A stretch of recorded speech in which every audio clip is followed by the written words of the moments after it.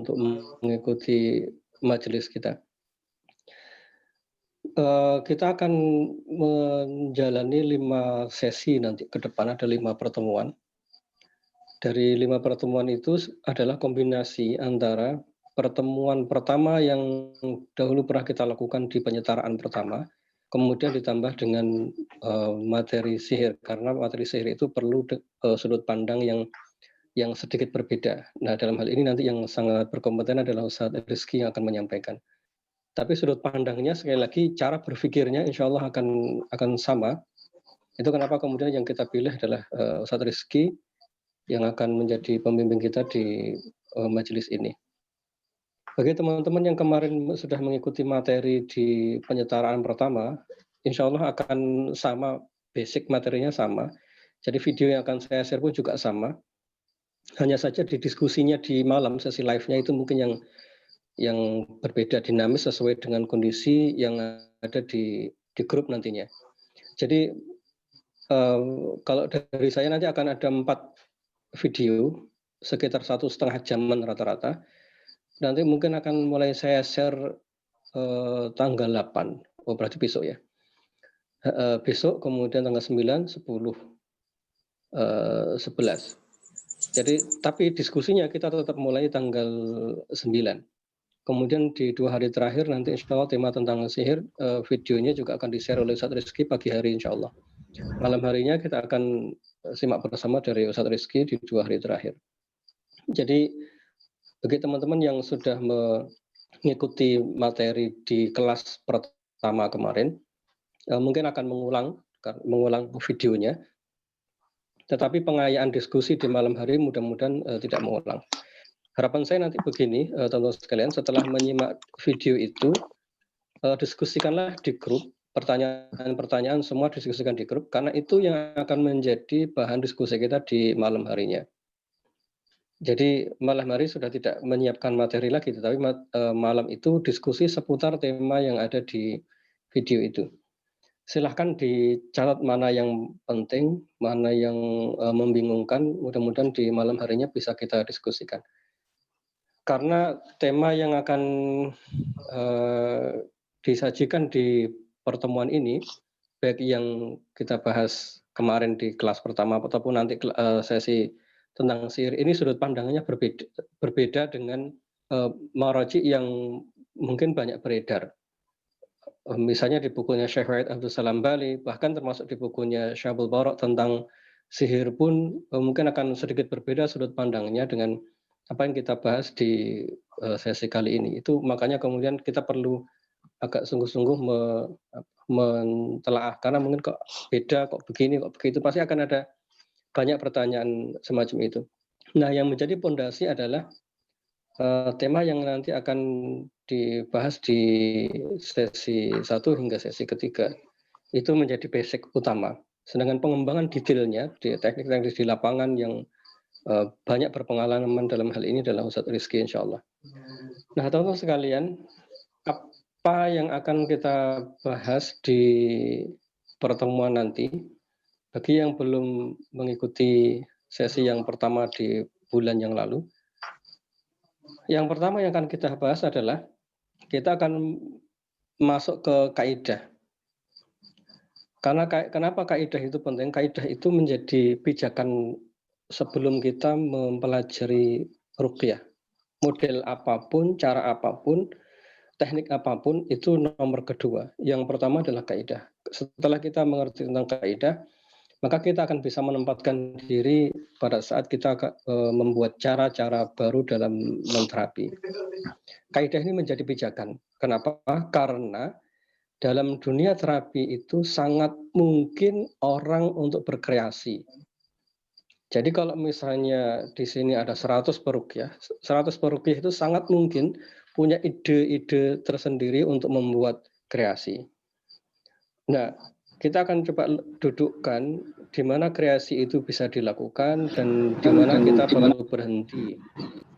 Jadi kreasi itu diperbolehkan, tetapi pada saat yang sama perlu berpegang pada batas-batas. Kenapa? Karena kalau kreasi itu tidak dibatasi, yang terjadi adalah ruqyah ini menjadi sangat bebas. Orang bisa membuat metode apapun, orang bisa melakukan apapun. Semangat yang kita bangun dalam kajian ini bukanlah untuk membatasi.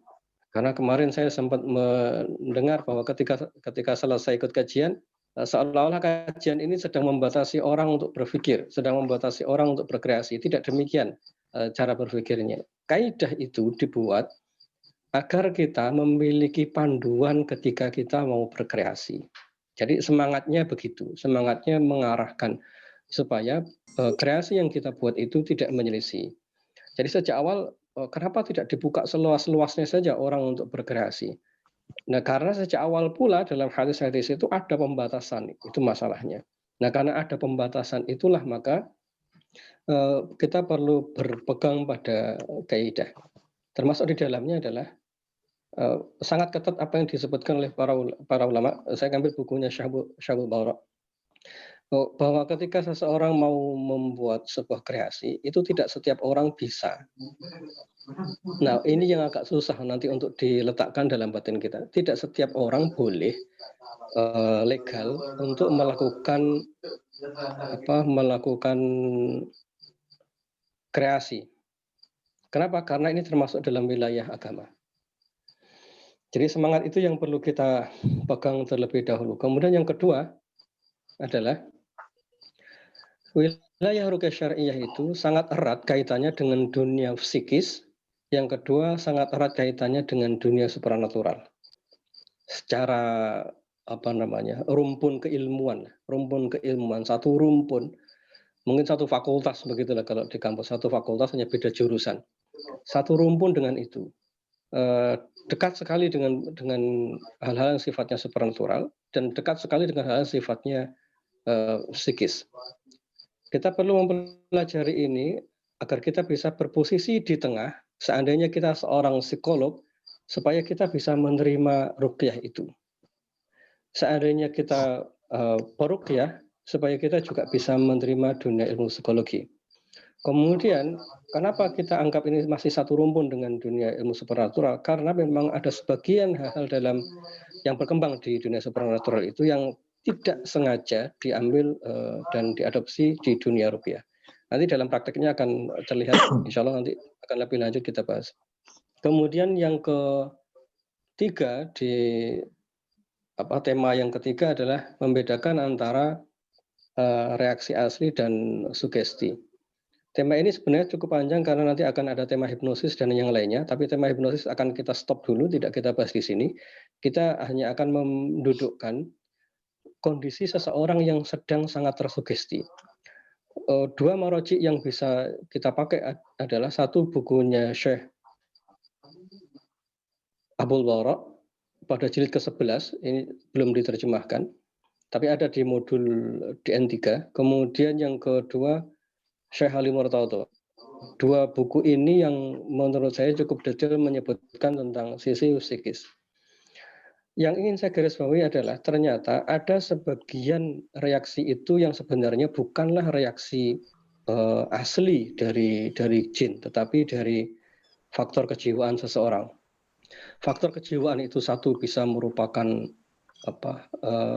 beban dalam kepribadiannya di masa lalu, masalah mungkin atau kesedihan, kecewa atau memori-memorinya di masa lalu. Yang kedua bisa juga karena faktor sugesti.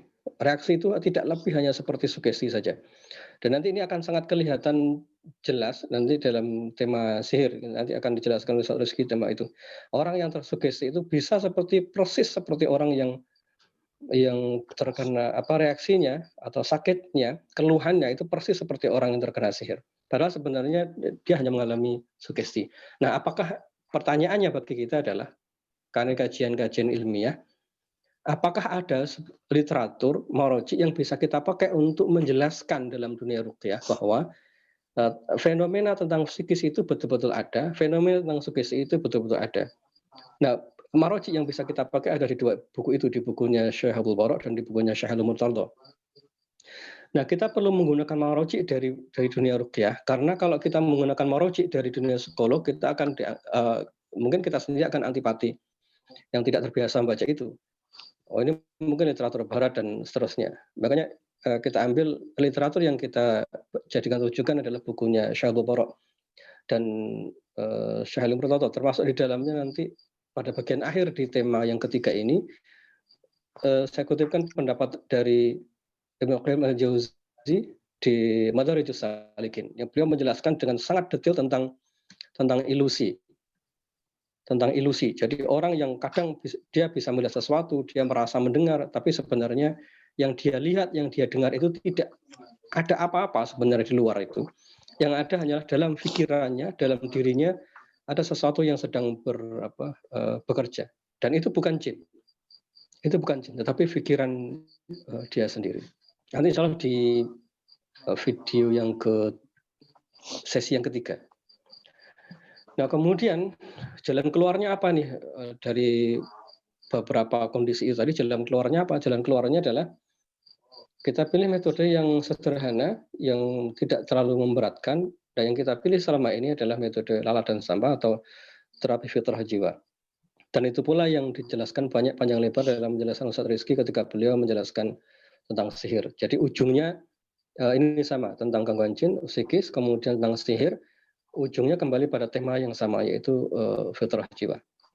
Nah, mungkin itu overview secara umum nanti yang akan kita bahas. Sebagai contoh teman-teman sekalian, sebelum nanti setelah ini ke Ustaz Rizky, saya beberapa waktu yang lalu ketemu dengan suami istri yang minta diterapi istrinya. Kemudian beliau menceritakan sang suami itu perjalanan sang istri, termasuk trauma-trauma yang dia alami selama ini. Nah waktu itu saya minta suaminya untuk memegang beliau dari arah belakang, dicekik begini, dipegang. Karena waktu itu dia reaksi keras, meronta-ronta dan memukuli suaminya. Saya dekati dan saya minta, Mas tolong dipegang lehernya bagian belakang. Saya bacakan di belakangnya sang suami saya suruh memegang sang istri. Begitu dipegang lehernya ini, di bagian belakang, tiba-tiba wanita ini menangis. Lepaskan, aku jangan diperkosa, begitu kalimatnya. Terus saya hentikan, saya rukah lagi. Reaksi yang sama, kemudian saya minta lagi, beliau mencekik lagi, dan reaksinya sama. Beliau tiba-tiba menangis, reaksinya berbeda dengan reaksi yang sebelumnya. Kalau reaksi sebelumnya, beliau ini marah mukul-mukul ke suaminya, lalu begitu dicekik itu, beliau langsung menangis histeris dan jangan perkosa aku. Akhirnya saya hentikan lagi, kemudian saya suruh dia kakinya diselonjorkan gitu, ditutup dengan selimut yang agak tebal. Suaminya saya suruh megang beliau, dan kalau tadi suaminya yang mencet, sekarang gantian saya yang mencet tapi di kaki, di jari jempol kakinya. Begitu saya pegang itu, beliau tiba-tiba yang tadinya reaksi dengan berontak, tiba-tiba berubah drastis reaksinya menjadi menangis dan mengucapkan kalimat yang sama, aku jangan diperkosa, aku mau diapain gitu. Akhirnya fix bismillah, ini kayaknya sedikit saya hentikan, saya tanya kembali tentang masalah yang pernah dialami oleh perempuan ini. Akhirnya mereka cerita bahwa si perempuan ini pernah diperkosa oleh seseorang. Dan waktu itu tidak ada suaminya, tidak ada semua tidak ada. Beliau waktu itu di rumah sendirian, didatangi oleh beberapa orang dan beliau diperkosa di rumah itu. Dari sini akhirnya saya baru connect gitu, nyambung dengan apa yang dijelaskan oleh Syahdu Bara atau yang disebutkan oleh Syekh Ali Murtadha. Bahwa kadang reaksi yang muncul itu bukanlah reaksi jin, tetapi itu kalau bahasa dari Syekh Ali Murtadha itu akal batin. Akal batin dalam diri yang dia muncul pada saat di terapi, dan itu sebenarnya yang cukup banyak terjadi dalam dunia ruqyah, dalam dunia terapi. Itu pula yang menyebabkan beberapa kawan-kawan di psikolog itu menganggap bahwa reaksi ruqyah itu sebenarnya bukan reaksi, tetapi itu masalah kejiwaan. Nah, sementara dalil itu begitu banyak yang menunjukkan bahwa gangguan jin itu betul-betul ada. Nah, tujuan pembahasan ini adalah agar kita bisa mempertemukan antara ilmu psikologi dan dunia terapi ruqyah. yang terjadi sekarang ini kan ilmu psikolog itu melihat para peruqyah itu dengan kacamata ini mengernyitkan dahi gitu. Ini masa jin sih gitu. Mereka melihatnya begitu.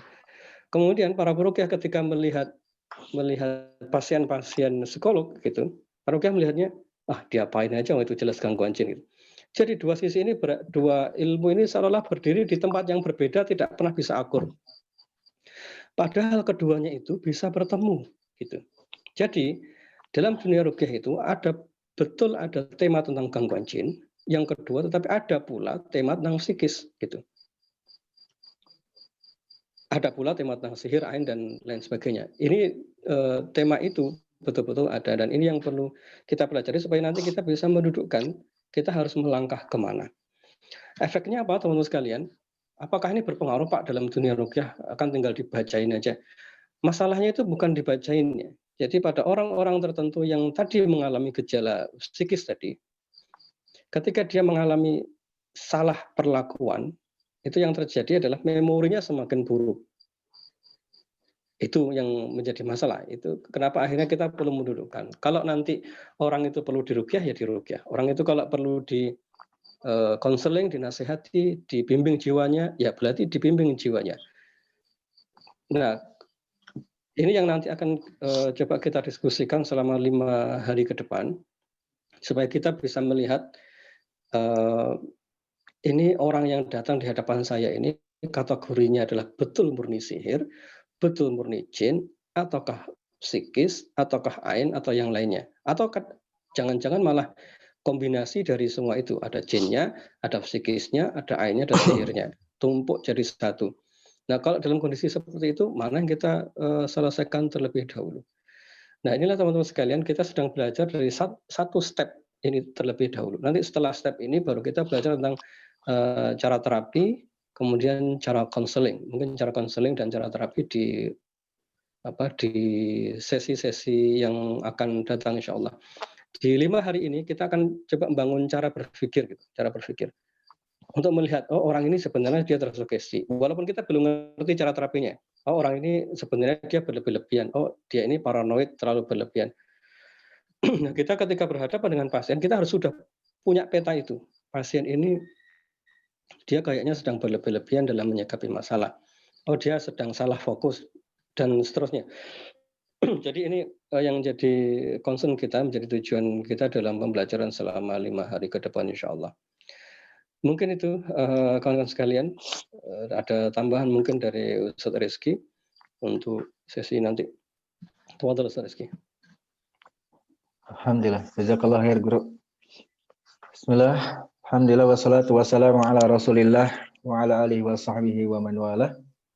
Asyhadu an la ilaha illallah wahdah la syarikalah wa asyhadu anna Muhammadan abduhu wa rasuluhu la nabiyya wa la rasula ba'd. Ayyuhal rahimani rahimakumullah, guru-guru sekalian yang semoga Allah senantiasa selalu rahmati, semoga Allah senantiasa selalu berkahi hidup antum semua, dan semoga Allah senantiasa selalu melindungi kita dari segala tipu daya syaitan. Suara saya insya Allah jelas ya? Jelas. Alhamdulillah.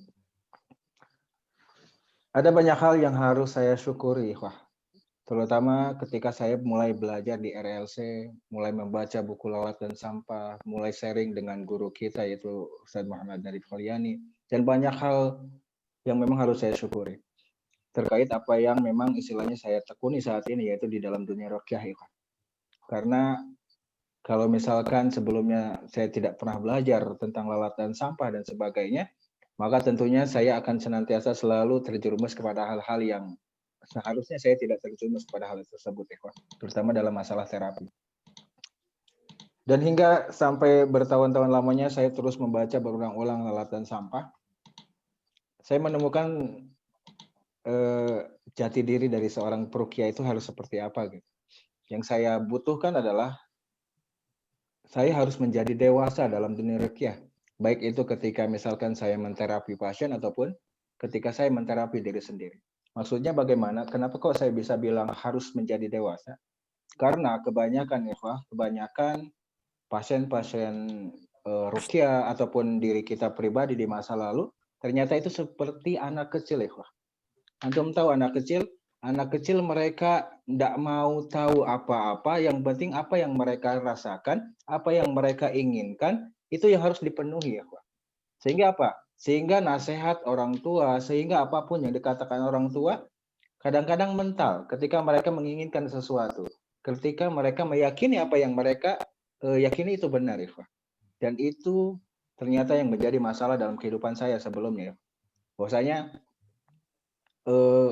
saya merasakan hal-hal yang negatif dalam kehidupan saya. Oh, ini adalah salah satu ciri gangguan sihir misalkan. Oh, ini adalah salah satu ciri gangguan jin misalkan. Tapi ternyata kalau kita bersikap seperti seorang anak kecil yang istilahnya hanya mengandalkan ego, mengandalkan bisikan, mengandalkan pengalaman di masa lalu, ternyata itu semua hal sia-sia, ikhwah. Makanya di tema-tema sihir yang saat ini, insya Allah ada 5 tema utama yang akan saya share ke antum, ikhwan. Dan di antara salah satunya yaitu mendudukan pengalaman supranatural dalam ilmu pengobatan, ikhwan. Nah, ini sangat amat sering sekali saya temui, Pak. Tema pertama yaitu bagaimana sih istilahnya kita mendudukan pengalaman-pengalaman di masa lalu. Pengalaman-pengalaman istilahnya ketika misalkan kita mengetahui hal-hal yang berkaitan dengan supranatural, Pak. Dan kalau misalkan kita merujuknya hanya kepada itu, hanya kepada pengalaman, hanya kepada apa yang kita pikirkan, hanya kepada istilahnya apa-apa yang kita ketahui, ya ikhwah, tanpa kita sandarkan kepada Allah, tanpa kita tanyakan kepada alim ulama, sesungguhnya itu adalah hal yang sia-sia semata, ikhwah. Bahkan itu sangat amat berbahaya. Salah satu contoh yang pernah saya alami, ikhwah, dulu ketika saya benar-benar awal dalam meruqyah, saya sering share tentang hal berkaitan dengan sihir, kejamnya sihir dan semacamnya, ikhwah. Hingga akhirnya ada seseorang yang memang di masa lalu kenal dengan saya, tidak suka dengan apa yang saya lakukan. Hingga akhirnya mereka mengirimkan sihir kepada saya. Yang jadi masalahnya, ikhwah, ketika mereka mengirimkan sihir kepada saya dan keluarga, saya tahu ini jenis sihirnya jenis apa. Ini bagaimana cara menterapinya. Kelemahannya ini. Dan hal-hal yang semacamnya saya tahu gitu. Buhulnya pasti seperti ini, bacaan mantranya seperti ini, sehingga saya harus melakukan seperti ini agar sihirnya lemah. Namun antum tahu ya, Wah, terkadang banyak orang yang berpikir bahwasanya, oh Kang Rezki background di masa lalunya itu paham dengan hal-hal semacam itu. Berarti kan mudah untuk menyelesaikannya. Banyak yang bertanya seperti itu. Saya bilang kepada mereka, sesuai dengan apa yang saya alami, bahwasanya ketika kita merujuk kepada hal pengalaman saja di masa lalu, itu sia-sia, Pak.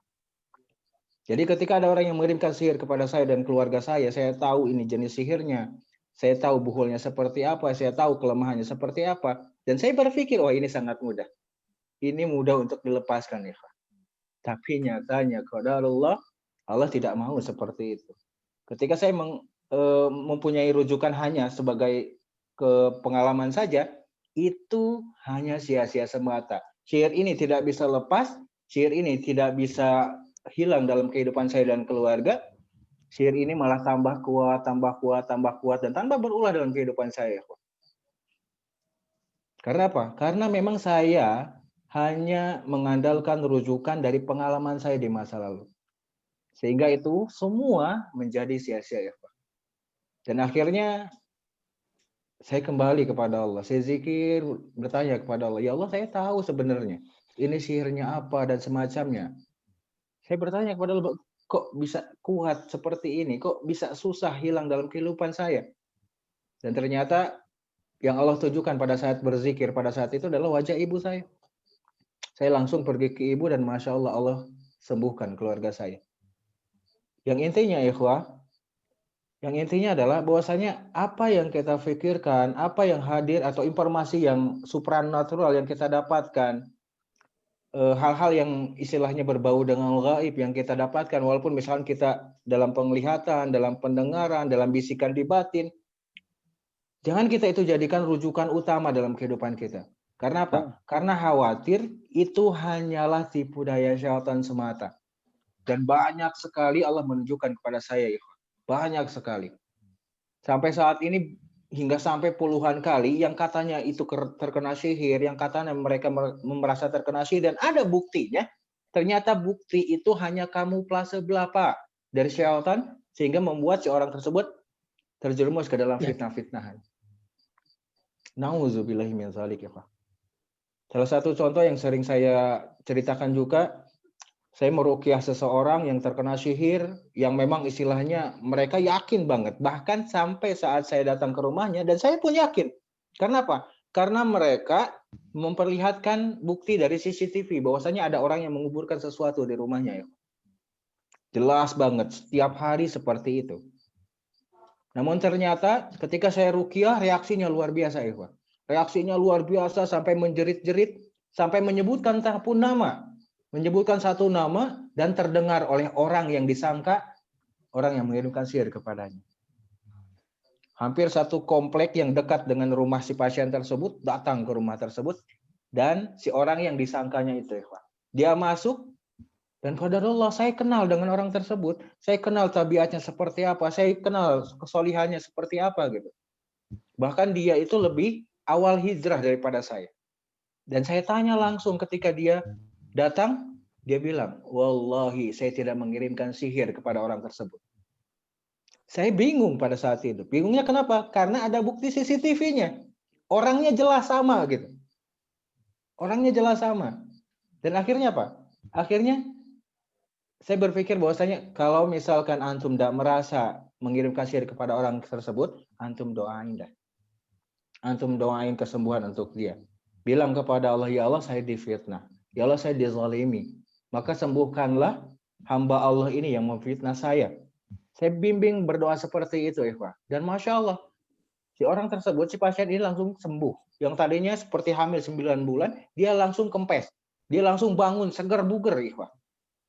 Namun itu tidak selesai kenapa? Dia masih berpikir, oh, wong dia istilahnya orang yang mengirimkan sihir, pasti dia bisa juga nyabutnya. Bisa juga menyabut sihir tersebut gitu. Akhirnya apa? Akhirnya si pasien dan keluarganya memperlihatkan kepada orang tersebut, ini buktinya loh. Dan antum tahu ya, Ikhwah, ketika bukti CCTV, rekaman CCTV-nya dikasihkan kepada orang yang tersangkanya, orang yang sedang menguburkan sesuatu di rumahnya itu setiap hari tiba-tiba hilang, Ikhwan. Padahal saya juga melihat pada saat sebelumnya, sebelum saya meruqyah. Dan ketika saya lihat lagi, dilihatkan kepada orang tersebut, orang yang ada di CCTV-nya itu hilang. Seperti tidak ada seseorang pun, tidak ada bukti apapun, Ikhwan. Yang jadi pikiran saya, ini adalah tipu daya syaitan. Untuk memindahkan istana Bilqis pun dengan mudah mereka bisa. Apalagi cuman hanya menghapus atau misalkan mengadakan di CCTV. Dan itu bukan hanya sekali. Hingga akhirnya apa? Hingga akhirnya si pasien ini bingung. Saya pun bingung. Keluarganya pun bingung. Dan qadarullah pada saat itu ada telepon dari pamannya si pasien ini. Pamannya telepon dan bilang, saya ingin ke rumah, saya ingin bertemu, saya ingin bicara. Antum tahu Ikhwah, ketika si pamannya datang, si pamannya mengaku bahwasanya dialah yang mengirimkan sihir kepada si tetangga. Dialah yang mengirimkan sihir kepada keluarganya tersebut. Jadi ketika si pasien ini sembuh, kempes si perutnya, si pamannya di sana muntah darah dan terjatuh hingga sampai lumpuh. Antum bayangin Ikhwah, bagaimana kondisi pada saat itu? Antum sebagai terapis, apa yang antum pikirin? Kalau misalkan secara logika, ini ada buktinya gitu. Tapi ternyata qadarullah, Allah memberikan segala sesuatunya itu dengan mudah pada saat itu. Allah hilangkan tipu daya sihirnya dalam CCTV tersebut. Nah, bagaimana kabar antum yang misalkan mendengar pasien hanya, saya diruqyah, terus keluar jinnya ngomong saya dikirim oleh si Anu.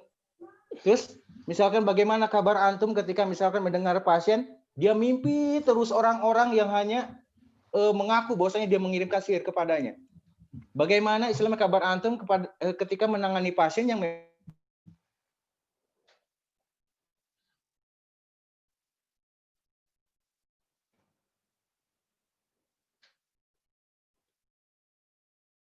Halo, suara Ustaz Rizky hilang.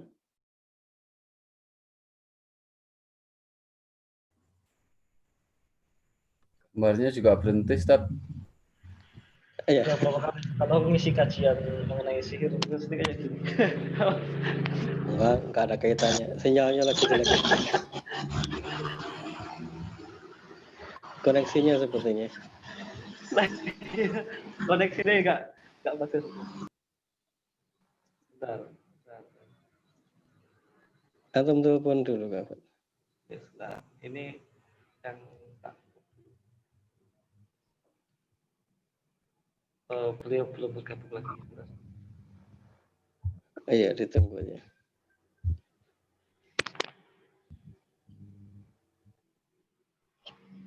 Saya kira sinyal saya yang error tadi. Ternyata enggak. Punya Ustadz Rizky katanya Ustadz. Sinyalnya kali. Iya. Saya komentar dikit saja dengan cerita yang disampaikan oleh Ustadz Rizky itu. Beliau sampaikan cerita itu pula waktu ketemu di mana waktu itu ya. Kita sedang nginep bersama waktu itu dengan Kang Fat dan yang lainnya. Jadi begitu canggihnya dalam tanda kutip ya, canggihnya si setan ini, dia membuat bukti palsu ya. Bukan hanya orang yang bikin bukti palsu, setan pun ternyata bikin bukti palsu. Bukti palsu itu adalah CCTV itu. Dan ternyata itu juga selesai ketika ruqyah dilakukan. Yang ingin saya garis bawahi begini, jadi rasanya itu susah gitu, susah untuk dipercaya. Hal-hal yang terkait dengan sihir itu untuk dipercaya 100% itu susah. Karena tabiatnya adalah tertutup. Sampai meskipun ada bukti semacam itu tuh, ya toh ternyata juga tidak ada kaitannya dengan si target yang tadi jadi sasaran.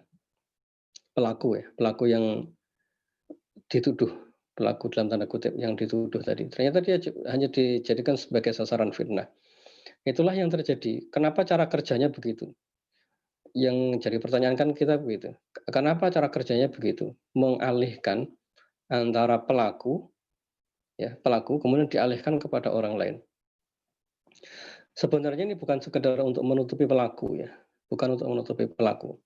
Ya kalau dalam kajian supranatural tentu itu maksudnya adalah supaya pelakunya tidak terlacak. Tapi bagi yang hakiki sebenarnya adalah agar pasien itu selalu terjebak dalam was-was. Jadi dia selalu ada dalam prasangka bahwa dia disakiti oleh si fulan itu. Satu, akhirnya dia menjadi suudzon, dia menimbulkan fitnah pada sesama muslim yang dia tidak berhak untuk diperlakukan semacam itu. Jadi dia dijebak pada dosa. Nah, inilah masalahnya. Nah, ketika si pasien telah terjebak dengan was-was, ini ada buktinya nih gitu. Semua orang melihat, oh iya ada buktinya. Akhirnya semua orang percaya bahwa dia terkena sihir. Nah, keyakinan bahwa dia terkena sihir terus terulang-ulang dengan reaksi pada waktu ruqyah, ditambah dengan vonis terapisnya, itu yang memperkuat keyakinan si pasien. Dan itu yang sebenarnya sedang diharapkan oleh si jinnya. Justru itu yang diharapkan oleh si jinnya. Karena dengan cara itulah dia terjebak pada dosa-dosa, dan itu yang membuat dia akhirnya menjadi lemah. Dan cara penyelesaiannya seperti dicontohkan oleh Ustadz Rizky tadi, sangat sederhana. Orang yang difitnah kemudian diminta mendoakan. Dan sekali lagi, orang yang sedang dalam posisi meyakini dirinya disihir, selalu ada cara untuk tetap meyakini itu. Yang lazim terjadi ya persis seperti diucapkan oleh Ustadz Rizky tadi. Pasien akan bilang, oh pantas saja sembuh. Lawang yang nyihir ya wajar kalau dia mendoakan sembuh. Jadi peluang untuk berlapang dada, peluang untuk memaafkan itu begitu sulit keluar. Ya karena memang saja. Assalamualaikum. Afwan, wifi mati. Masya Allah. Jadi harus isi kuota dulu. Kenapa? Jadi harus isi kuota dulu tadi guru. Isi kuota. Masya Allah. Jadi saya hanya komentar sedikit tadi Rizky tentang cerita antum yang ditargetkan oleh si setan, munculnya dosa-dosa baru dalam batin. Dosa-dosa baru dalam batin itu yang akhirnya menjadi, kalau bahasa kita dulu itu puhul jiwa, dan itu menjadi penghalang itu menjadi menjadi celah bagi syaitan untuk semakin menguasai kita. Monggo Ustaz Rizky dilanjutkan. Iya. Seperti itu ya, Pak. Jadi jelas kah? Jelas, suaranya jelas. Alhamdulillah. Jadi ternyata kalau misalkan kita melihat di dalam Al-Quran dan Sunnah bahwasanya sihir itu lemah, sihir itu tidak ada apa-apanya, sihir itu tidak bisa memberikan madarat ataupun manfaat kepada kita atas izin Allah. Namun yang perlu kita perhatikan ya, sihir itu licik. Ada speaker kah? Sihir itu licik, tipu dayanya itu sangat amat licik. Jadi kalau misalkan kita terus mengedepankan hal-hal yang supranatural dalam kehidupan kita atau misalkan dalam hal-hal yang berkaitan dengan terapi, maka khawatir ya Pak. Khawatir itu menjadi sesuatu hal yang memang akan menjerumuskan kita kepada keburukan-keburukan yang lain ya Pak. Yang perlu antum pahami di sini adalah salah satu pelajaran yang paling penting adalah jangan sampai kita menjadi orang-orang atau manusia yang memang penyokong dari fitnah ya Pak. Seperti apa yang saya ceritakan tadi, tentu itu adalah suatu fitnah. Kalau misalkan kita mengiyakan sebagai peruqyah, oh iya ini sihir. Tentunya fitnah ini akan kita bawa sampai kita ke yaumil akhir. Dan itu harus kita pertanggungjawabkan. Sebelum misalkan ada seseorang yang berkata, oh saya mengirimkan sihir kepada kamu, jangan pernah meyakini dia ataupun mereka itu mengirimkan sihir kepada kita. Khawatir itu hanya tipu daya syaitan yang memang itu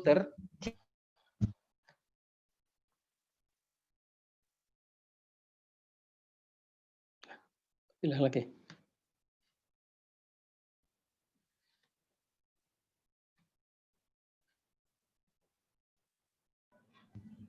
Ruqyah ini menjadi ladang dosa untuk kita, ladang amalan buruk bagi kita ketika kita membawanya di hadapan Allah Subhanahu wa taala.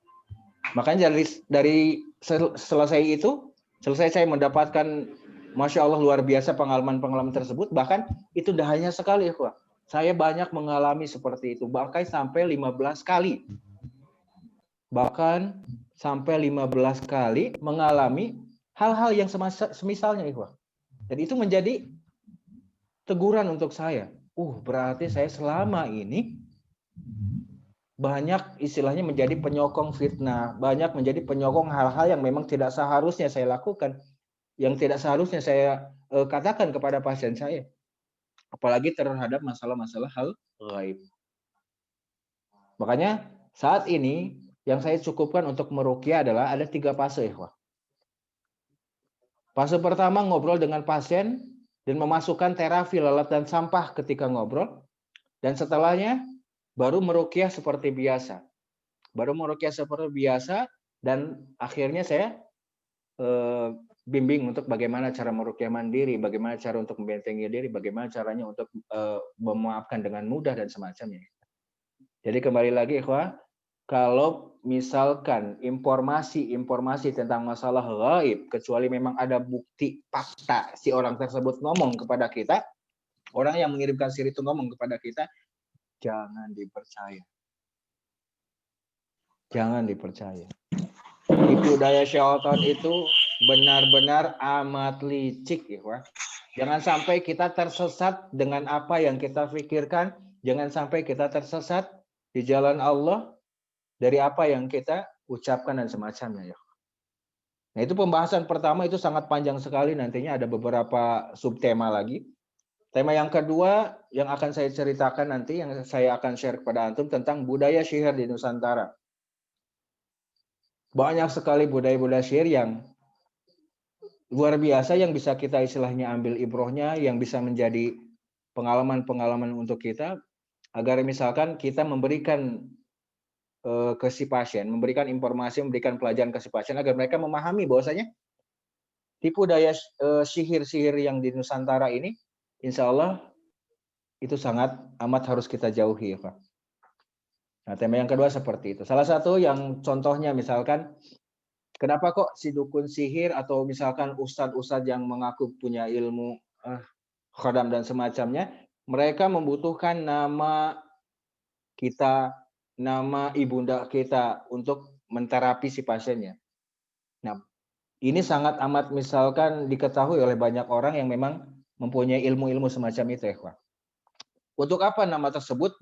Tugasnya itu bukan untuk istilahnya agar si terapi itu sempurna kepada si pasien, bukan. Agar sesuai target, bukan. Tapi ada hal lain di sana. Ada 10 hal lain di sana. Yang pertama, yang sering banget istilahnya menjadi utama untuk si dukun sihir ini adalah nama itu akan menjadi seperti undangan lagi bagi para tukang sihir tersebut, Ikhwan. Maksudnya gini, ketika misalkan si dukun tersebut tidak punya pasien lagi, mereka kehilangan banyak pasien, nah si nama-nama yang didaftar tersebut, mereka akan diwiridkan lagi. Akan dibacakan mantra sehingga tamu-tamunya itu datang kembali ketika sepi. Yang antum harus tahu, itu adalah perkara-perkara yang zalim, ikhwah. Kenapa bisa seperti itu? Yang pertama, ketika mereka mewiridkan nama-nama tersebut untuk datang lagi kepada mereka, yang awalnya tadi sembuh, yang awalnya tadi sukses, yang awalnya sudah berhasil dalam misalkan terapinya dengan ruqyah syirkiyah tersebut, itu mereka kembali sakit, kembali bangkrut, kembali hal semacamnya, dan mereka akan datang lagi kepada si dukun tersebut. Nah, ini juga yang perlu kita berikan informasi kepada umat, ikhwah.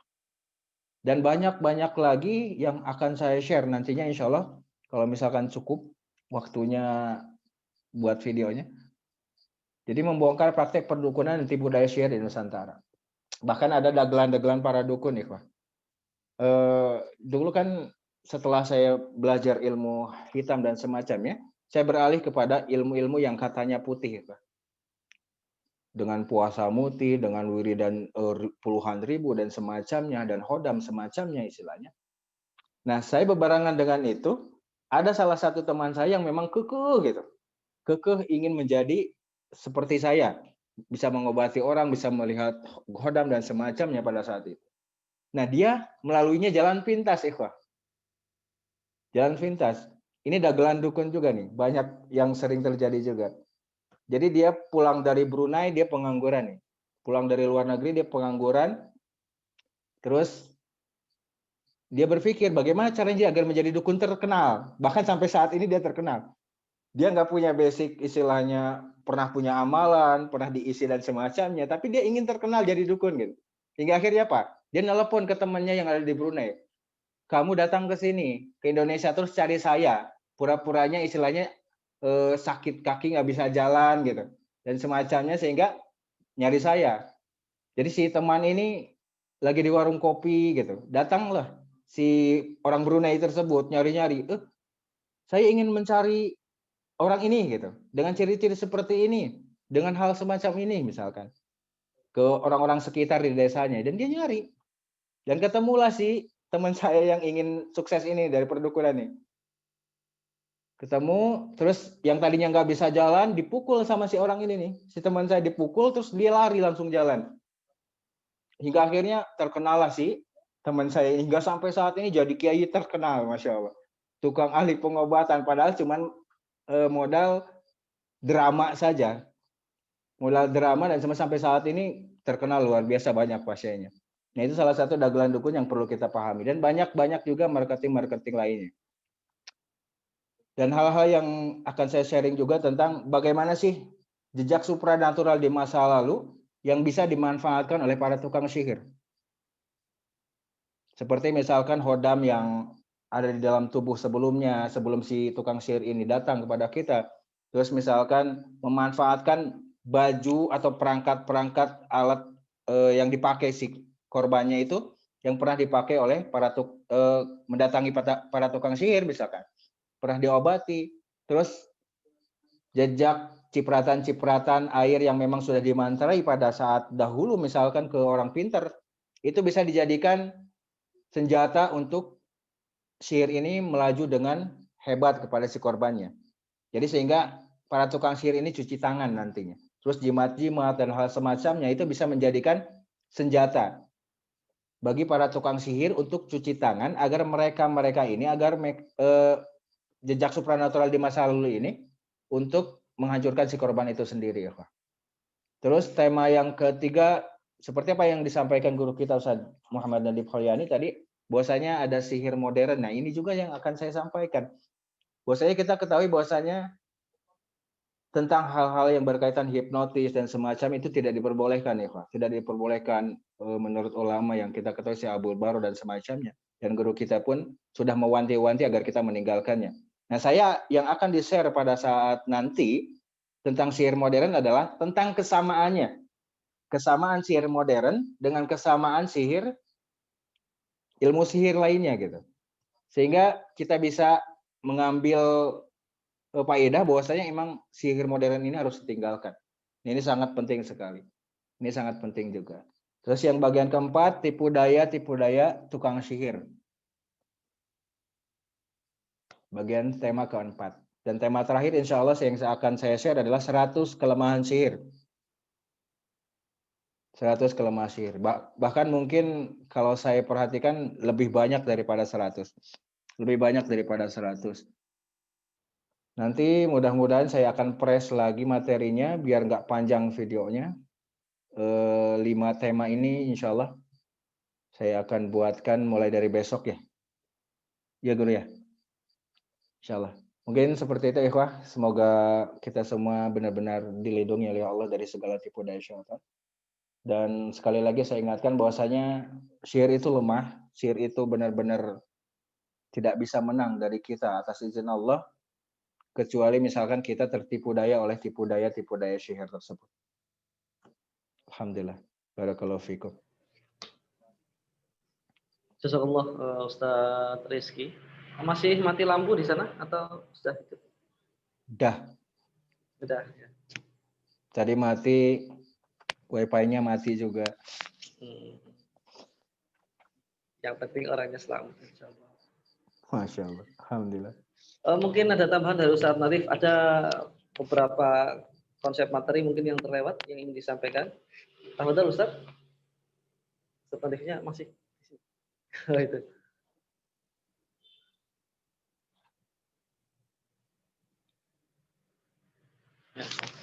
Moga Ustaz. Baik, yang saya tahu di kajian ini nanti ada beberapa yang sedang mengalami ujian sakit. Dan ada beberapa yang secara kepribadian, karakternya sangat mudah tersugesti. Jadi nanti saya hanya berpesan ketika mempelajari ini nanti dudukan ini sebagai kajian ilmiah semata. Jadi kajian ilmiah bukan dan jangan dibawa untuk memvonis diri sendiri.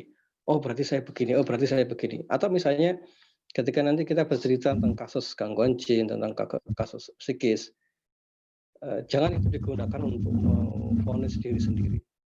Dan jangan pula dimasukkan ke dalam pikiran kita bahwa ini menjadi kita itu yang kita rasakan sehari-hari. Jangan sampai begitu. Kemudian ketika nanti digambarkan oleh Ustaz Rizky tentang sihir di Nusantara, itu sebatas pengetahuan. Jangan sampai setelah itu menjadi paranoid dengan cerita itu begitu. Jadi kita akan coba membahas itu semua nanti dengan Ustaz Rizky dengan cara yang rileks, santai, fun begitu, tidak terlalu menakutkan. Oh ini sihirnya berat, tidak begitu. Nanti ujungnya pun walaupun dijelaskan banyak hal dari Ustaz Rizky di 100 yang disebutkan oleh Ustaz Rizky itu, jalan keluarnya adalah jalan keluar yang ringan. Jadi ini yang perlu dipegang baik-baik. Agenda resmi kita insya Allah tanggal 9 sampai tanggal 11. Tanggal 13, 5 hari. Cuman ini sebenarnya kalau melihat dari pembahasan Ustaz Rizky tadi, itu totalnya mestinya 10 hari. 10 hari. Tidak cukup waktunya. Jadi nanti mungkin video itu akan kita share sejak besok. Jadi mohon nanti betul-betul disimak. Kalau misalnya besok saya share 2, berarti 2 itu harus diselesaikan besok. Supaya malam kita bisa berdiskusi lebih fokus. Kalau misalnya nanti coba kita diskusikan dulu nanti di grup terbatas dengan Ustaz Rizky, beliau ada berapa video, nanti kita atur jadwalnya supaya semuanya bisa tercover dengan baik. Mungkin itu Ustaz Fatur Rahman apa yang akan kita diskusikan selama 5 hari ke depan. Dan sabar dan siapkan kuota. Iya, ini masih sebentar apa dasar? Udah sebab matahari. Sebentar. Afwan, saya harus mematikan dulu. Baik, kawan-kawan semua, para asatidz dan asatidzah yang saya hormati, itu sedikit gambaran tadi dari apa namanya, yang besok insya Allah kita akan kupas habis ya. Insya Allah kita akan kupas habis insya Allah tanggal 9 sampai 13. Terdengar tidak suaranya, Ustaz? Ini agak gangguan. Ya, terdengar. Bos. Ya. Insya Allah kita akan mulai nanti berarti pemberian materi kita sepakati pagi hari, Ustaz ya? Ya, pagi insya Allah. Baik, pagi hari materi yang akan disampaikan. Dan nanti kemudian malam harinya kita akan diskusi bersama di grup ini. Ya, diskusinya mulai tanggal 9 ya. Tanggal 9. Ya, 9 malam. Kalau untuk ininya Ustaz, mohon maaf, kalau untuk apa namanya materi itu satu hari satu materi atau seperti yang disampaikan, kita akan di-share agak sekitar mungkin 2 atau 3 materi atau bagaimana? Ini. Nanti akan saya coba share. Kalau saya ya kan ada 4 video sebenarnya, 4 sesi ya, 4 sesi. 4 sesi itu mungkin bisa jadi sehari saya share 2. Jadi kalau misalnya 1,5 jam, 3 jam. Ya 3 jam harus diselesaikan pagi sampai sebelum sesi diskusi.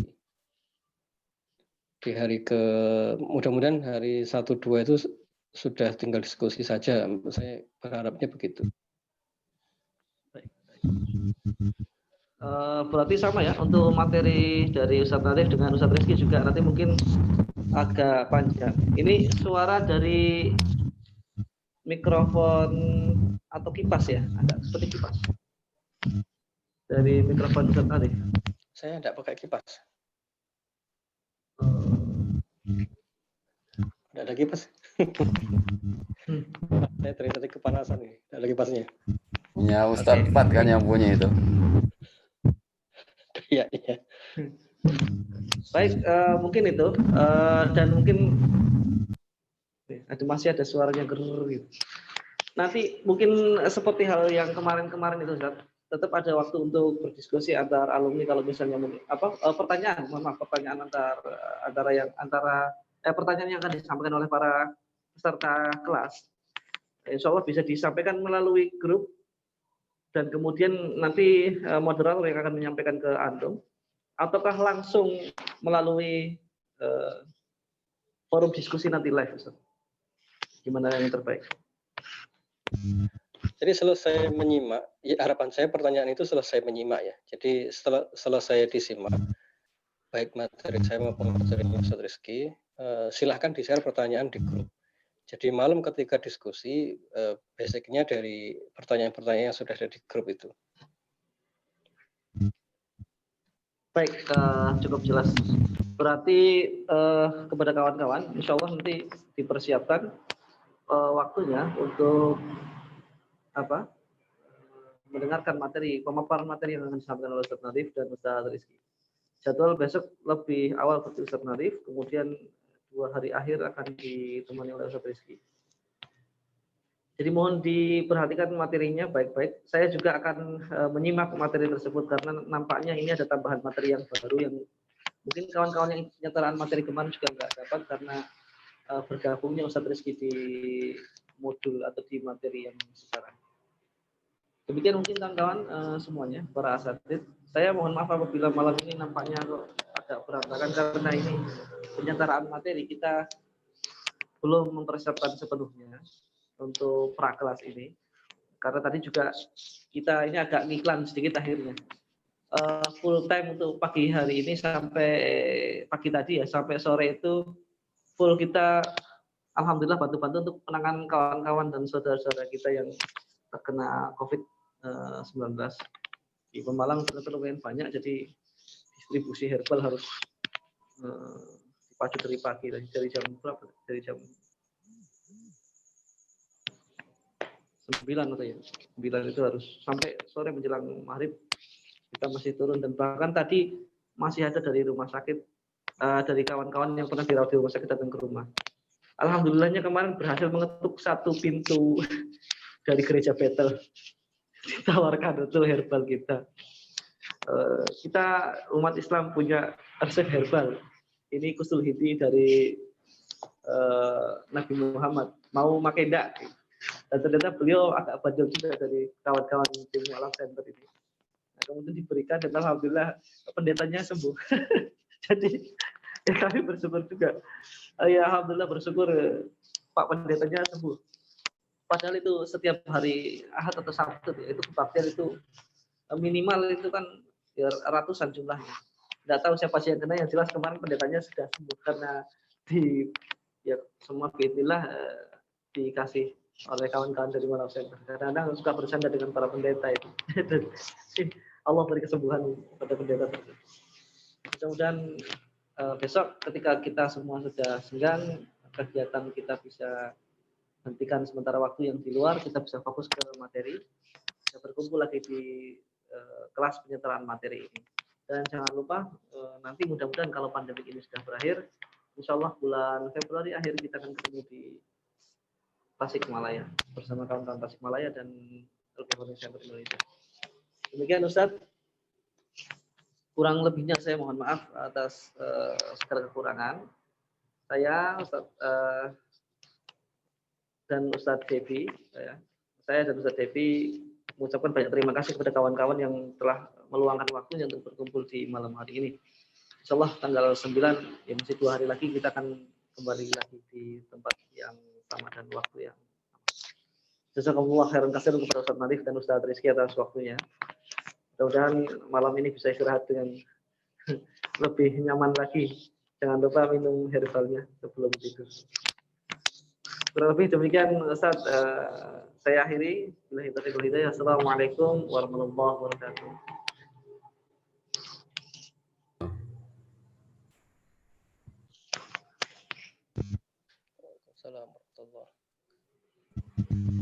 Selesai nih, Ustaz. Ya, kan pembukaan. Oke. Kalau itu izin live. Oke, sami-sami. Assalamualaikum.